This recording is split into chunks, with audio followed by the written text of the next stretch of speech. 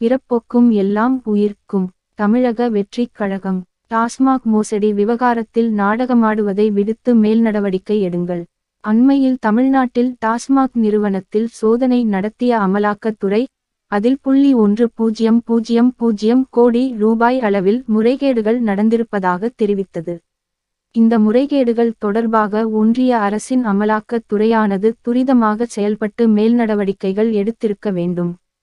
ஆனால் அதுபோன்று ஏதும் நடைபெற்றதாக தெரியவில்லை.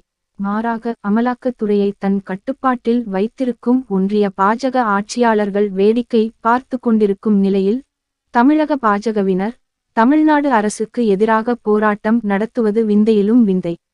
நடவடிக்கை எடுக்கும் அதிகாரத்தை கையில் வைத்துள்ள ஆளும் கட்சியினர் முற்றுகை போராட்டத்தை நடத்தி அதன் வாயிலாக எதை வலியுறுத்த முயல்கின்றனர்? மற்ற மாநிலங்களில் இது போன்ற மோசடிகள் நடைபெற்ற போது என்ன நடந்தது? தமிழ்நாட்டில் என்ன நடைபெற்று கொண்டிருக்கிறது? எதற்காக இந்த கண்ணாமூச்சி ஆட்டம்? தற்போது தமிழகத்தில் நடைபெற்று வரும் பாஜக திமுக நடத்தும் நாடக போக்கினை பார்த்தால் என்ன தெரிகிறது? ஒன்றியம் மற்றும் மாநிலத்தை ஆளும் அரசுகள் வெளியில் தங்களை எதிரிகள் போன்று காட்டிக்கொண்டு புறவாசல் வழியாக மறைமுக கூட்டணி வைத்துக்கொண்டு மக்களை ஏமாற்றி வருகின்றனர் என்பதே தெரிகின்றது. இதை அம்பலப்படுத்தி ஏற்கனவே எங்கள் கழகத் தலைவர் அவர்கள் கூறியது முற்றிலும் உண்மையே என்பதை மக்களும் உணரத் தொடங்கி உள்ளனர்.